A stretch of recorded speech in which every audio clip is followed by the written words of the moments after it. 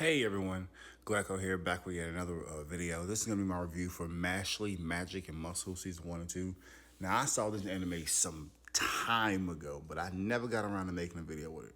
Mainly because I wasn't really focusing too much on this channel at the moment, as I'm being honest. But I guess it's interesting about this one. When I first was on Crunchyroll looking for stuff to watch, and I saw Mashle, Magic and Muscles, I checked it out, and the premise of the show was about a boy named Mash Burndead who lived in a world where magic was everything, and he had no magic. Now at the time, I was still heavy, and I'm still in, but heavy into the Black Clover, watching Black Clover stuff, and I said, oh, this is.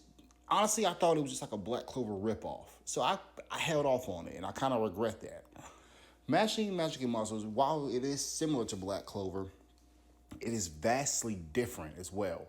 And it's a very, very, very good show. So like I said, it basically revolves around a boy named Mash Burnett who lives in a world where magic is everything. If you don't have magic, you're nothing. And being someone without magic, he's less than nothing. Yet he has to go to this. So in there, okay, let me start off by saying one thing. This world is different from Black Clover in one key fact. At least in Black Clover, the only person who didn't have magic was Asta that we were aware of. And of course there's Libre the devil. But in this world, Mash is not the only one with magic. He's just the only one we know that doesn't have magic so far. Because there are people called lack magics. But the thing is, people with magic kill them off.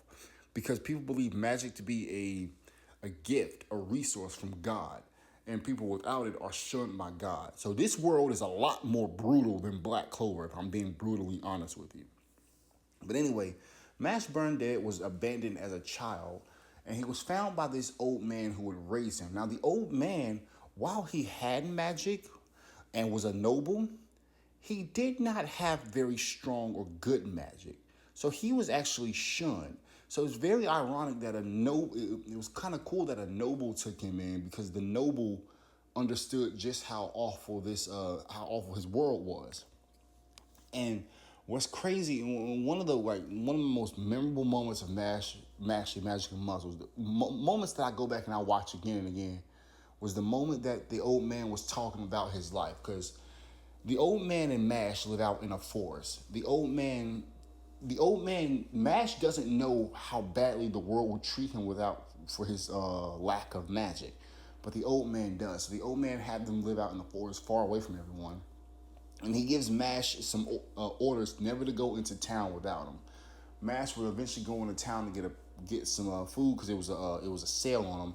And that's when people found out that he had no magic. So the magic police show up to his house. They track him down. They show up to kill him.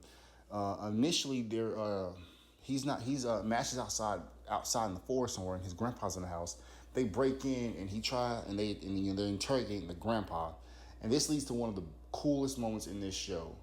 As the old man is sitting there just like beaten, battered, and bruised, he thinks back to his life, and you see how people treated him and how awful he was. And then that's when he yells out, and like he doesn't care for himself, but he yells out to Mash to run away because people are after him. But Mash comes in, saves him, yada yada yada. Now Mash is special. We found out he's a little more special later on down the rowboat. Mash has inhuman levels of strength, speed, and durability. And this comes from all his many years of strength training. So after Mash beats the guards, one of the head guard, who's kind of like obsessed with glory and money and fame, he convinces Mash to go to the Magic Academy and become what's called a divine visionary. These are mages who are said to be special, and they're God's chosen ones.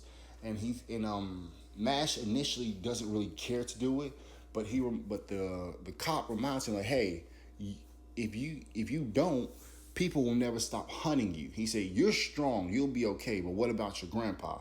So that's when we go to so Mash goes to join the academy. And then in the academy, he initially, conceals the fact that he has no magic. he meets friends of all shapes. He meets friends of all kind. You got your hot headed rival. You got the girl who's the love interest. You got the cool like what I call it, like the guy who there's this guy named Vance who's really strong. He's got that's the team right there. The blue hair guy Vance, who's strong. He's got gravity magic. You got the hot headed rival. You got you get the whole crew. And basically, Mash just goes about becoming a divine visionary. He has to get a certain amount of gold coins from while at the academy. You get these coins by either excellent grades, combat skills. Sometimes you can even take them from other. You can take them from other students. And at this school, everyone's sorted into different houses, or different dorms. There's Adler, there's Adler dorm, and I forgot the other dorms, but he's there. They're in the Adler dorm. Mash is. Mash comes into conflict with a couple of evil groups of wizards. First, there's the Magi and Lupus. They're kids like them in a rival dorm. All of them come from noble families and have somewhat powerful magic. But eventually, Match will come into contact with a group called Innocent Zero, and they're led by a man named Innocence Zero. Innocence Zero is one of the strongest. He's gonna be the final big bad of Mashle, Magic and Muscles. He's got powerful henchmen who rival divine visionaries, and some of them who even rival the headmaster of the school, Wahlberg. Oh, and it should be noted that when Mash was doing his entrance exam, the headmaster Wahlberg realized that he had no magic, and what Mash, he didn't know who Mash was, but he realized that Mash was magicless, but he nonetheless didn't judge Mash, and he actually quite likes Mash, and he thinks Mash can be the problem. I mean, he can be the solution to the kingdom's discriminatory problems. So I mentioned that. But yeah, at the Mashle and them they would defeat the Magi and Lupus pretty early on, but then in defeating the Magi and Lupus, which is the kids, the noble kids in the rival dorm, that's like the conflict for season 1. But season 2 is when they come into conflict with Innocent Zero for a stop. And actually, Mashes was close to becoming a divine visionary in the tournament because he won the Magic tournament, but then no, he didn't win the tournament, but he was close to level becoming a divine visionary. But then Innocent Zero would attack the tournament, and this is towards the end of season 2, of course. And when Innocent Zero attacks the tournament, we find out about him, what he wants to do. We find out that he's actually the son of Mash, and it's a whole big thing. But I ain't gonna go too more into the story. So Mashle, Magic and Muscles, like I said earlier, it's a very good anime, lots of good action.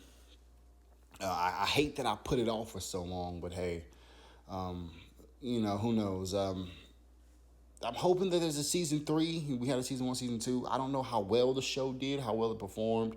I think I saw it in most popular for a while. So hopefully we get a season 3. This show is really really good. I don't know what to say. Good characters, good action, nice main character. This is Glecko. Hope you guys enjoyed the video. Thank you so much for watching. I'll see you back with more next time. Sorry guys. So I got so wrapped up in the story and rambling and yada yada yada. I'm sorry. That's just how I am. I ramble. I'm sorry. I forgot to mention one important plot point that happens somewhere like midway between like, I forget which one. I don't know if it's in season 1 or season 2, but it happens somewhere in between the story. At some point, Mash is found out by the higher ups at by the students at the academy, because he saves them from he saves them from the Magia Lupus. The leader of the Magia Lupus was getting ready to had captured a lot of students. After he beat them, the students, everyone found out at that school that Mash had no magic. And so he's taken before the court, and the court was going to execute him. But Innocence Zero, the group, they appeared and said, well, they used like a little parasite to send a message. They attached it to like the head jailer, and the jailer, and they were like, "Hey, that boy is ours. Don't don't touch him. If you touch him, we will, they basically say they declare war." And actually, I forgot to mention also as well that the reason there's Innocent Zero, the group, there's Innocence. Innocence Zero, or it might be vice versa, but the leader of Innocent Zero, like I said, is the father of Mash. He wants to absorb Mash so that Innocent Zero he can harness every magical attribute. Just want to put that out there. Sorry. But yeah, so he's taken for, or during the trial, once the parasite can't be removed by beings with magic, because if you have magic and you touch the parasite, it'll attach to you and then you'll die. But Mash, having no magic, was easily able to take the parasite away. So they not the priest, the guy, the judge, decides to not execute Mash because Mash saved his life. But and some of the members of Innocence, because all the divine visionaries are there. Some of the divine vision, the head of the divine visionaries decides, you know what? No, I like this guy. I don't want him to get killed. And the other divine visionaries, they decide, you know what? We'll let you live for now, just so they could use him to defeat Innocent Zero.